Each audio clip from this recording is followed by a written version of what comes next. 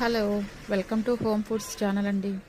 ఈరోజు మనం చింత చిగురుతో పచ్చడి ఎలా చేయాలో చూద్దాం. ముందుగా బాండి పెట్టి ఆయిల్ వేసి ఎండుమిర్చి, ధనియాలు, జీలకర్ర, ఆవాలు ఇవన్నీ దోరగా వేసి వేగించి పక్కన పెట్టుకోవాలండి. అందులోనే వాష్ చేసుకున్న చింత చిగురు కూడా వేసి బాగా మగ్గనివ్వాలి. ఇలా మగ్గిన తర్వాత కొద్దిసేపు చల్లారనివ్వాలండి. ఇప్పుడు రోట్లో కానీ మిక్సీలో కానీ, రోట్లో అయితే చాలా బాగుంటుందండి పచ్చడి.